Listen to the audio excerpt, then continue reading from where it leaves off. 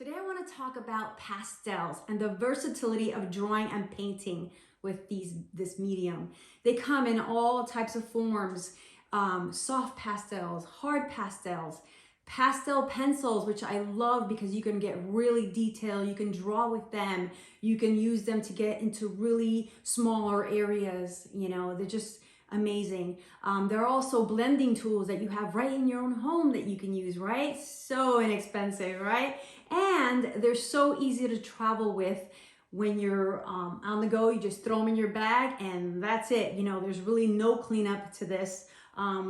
There's no water needed, nothing. They're just a dry medium that you can use on the go. All right, guys, let's get to it. Okay, I have prepared my pastel station right here. On my desk, I have my soft pastels. These are all soft pastels, not Rembrandt. Okay, so I love the versatility of pastels. I wanted to show you close up. I know I showed you before. This is a painting I did of pears using pastels, and I actually did ink underpainting, and you can do that just to establish the values. You can have a really painting with pastels, or you could do more of a drawing effect with pastels. And this is actually in my Wanderlust Art and Travel Spain course, if you guys want to learn how to do that one. But yes, you can just do the drawing, the sketching with your pastels. You can just put in the color. There's just so many things that you can do with pastels. And I always tell my students, experiment and find your style. Now I have here the pastel pencils that I was talking about. Now these are by Faber-Castell. They're really awesome for detail. Like I said, I have my hard pastels, soft pastels. Rembrandt aren't as expensive, but they're a good brand. I love using those. New Pastels, Sminx. And then for blending, you can use things that you have in your own home, like peanuts.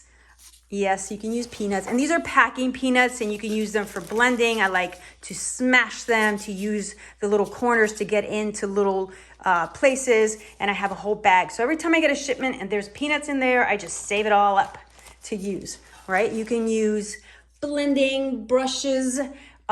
This is by Maker's Mark, but you can also, Creative Mark, I'm sorry. But you can also use makeup brushes, old makeup brushes, guys. You can use that to blend with. I also love using foam core. So I'll collect, if you go to the dollar store, you can find them, the real large ones, and then just cut them into triangles. And all you have to do is just peel the back like that and pick up your pastel to blend them in small areas. This is really good. This is how I'm able to achieve really detailed work. All right. So you can use pastel papers, and Strathmore has some good ones. Canson has some great ones. There come in an array of colors that you can work with. And you can use multimedia paper. I used this board, and this board was actually prepared with this gesso mix that I use that has a lot of texture, so I can just keep layering. It'll hold it in. As you can see, none of it comes off, and this is not fixed. It is not fixed with fixative. This is just straight on in there after the gesso treatment that I do with that. All right, and if you guys want to learn how to do that, I'll make sure to include the links for that. It is in my pastel course. I show you exactly how to make that mixture and how to prepare your board. All right, so I am going to get started here. Okay, I'm using watercolors for an underpainting, and I love doing that. There's so much you can do, and watercolors are one of the things that I like to do. Just adds more of a color effect to your pieces. You could do a background with that. For this one, I'm just gonna do a quick little background right here. So I'm using the mixed media. And I want it to just be a very painterly, loose background.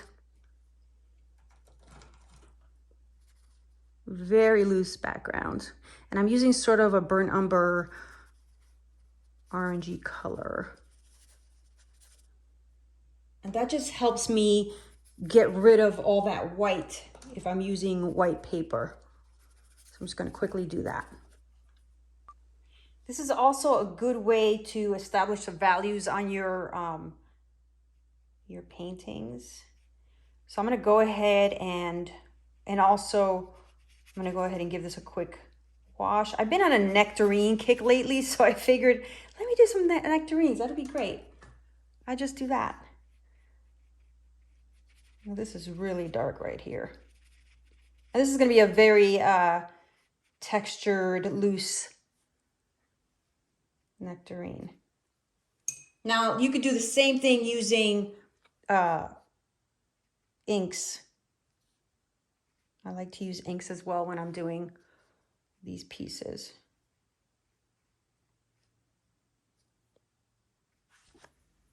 So I did my watercolor painting, underpainting, and now I'm just gonna go in and paint.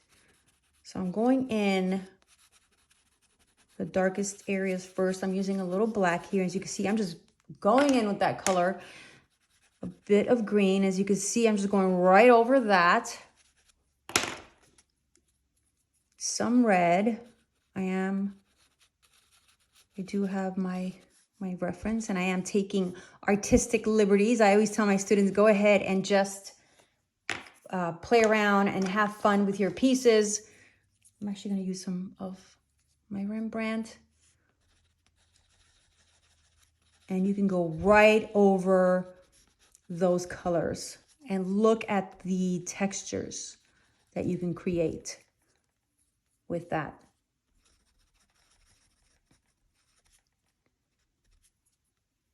Do the same thing with this one.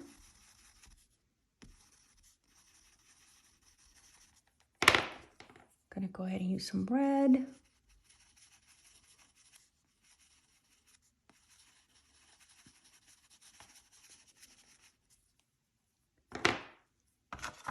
Let's see here. Bit of a darker color. This one is a Rembrandt burnt umber. Just to show a darker value right there. You can see I'm just going right over these, layering to create those really cool textures. Let me use some of this lime green. Again, I'm just going right over it, letting it all mix together.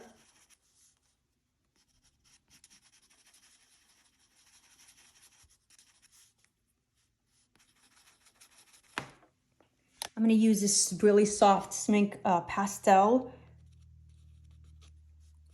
And I'm doing this circular motion just to create even more texture effects in certain areas. And I'm just going right on top of that in certain areas just to create some drama. So I started out with the hard pastels. Those were the new pastels. And then I just kept going with the soft pastels. Let's see if I have a nice bright yellow. Glaze right over that, just like this.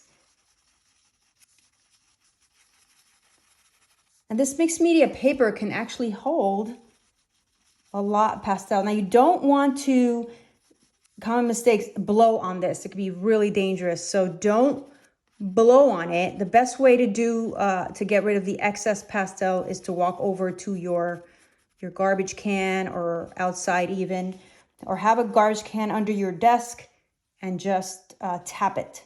Tap it, the excess off, away from your face. Do not inhale that. And that just seems to be a common mistake. I'm even guilty of it. I've done it in the past. I'm going to use this very soft, very light yellow for a highlight. And again, I'm just going right on there. Give it some highlights in certain areas. Just make it pop a little bit more, make it more three-dimensional. There you have it. Okay, I showed you watercolors and I showed you how to layer glaze with soft and hard pastels. And I want to show you how you can just draw using your hard pastels. I'm actually going to use a nicer color. I'm going to use a blue. And you can use a little corner to just draw, and you don't have to put any pressure on that. Again, I'm just taking artistic liberties. I am doing another nectarine. You could do lines like cross hatching.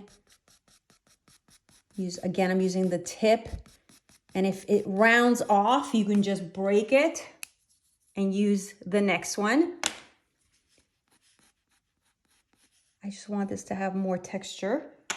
And you can go in and layer that. And I'm just using this curve cross hatching method.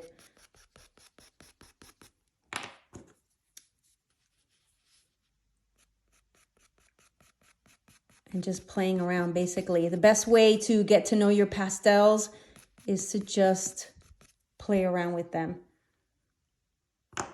Now, I love these soft pastels. You can just do techniques like this. This one might be too light. Go right over that. You can see how transparent it can be. Let's see, I'll use a hard one.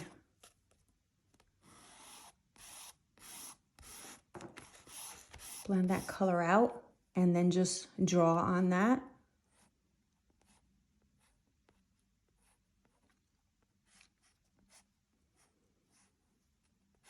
Just like that. Let's see here. Just all kinds of things that you can do. As you can see, you can have a more painterly, impressionistic effect. You can have a more sketchy effect with pastels and drawing, or you can have a full-on painting using just pastels, right? They're so magical. I love pastels. So I want to show you some more examples using Degas' work. So I'm going to show you that. So here you can see the sketching effect with a bit of color. I love that about that piece. Then a very impressionistic, loose landscape. I really love this one. And of course, a painting with very loose sketching. You can see the marks. I hope you guys enjoyed today's tip, and let me know if you have any questions.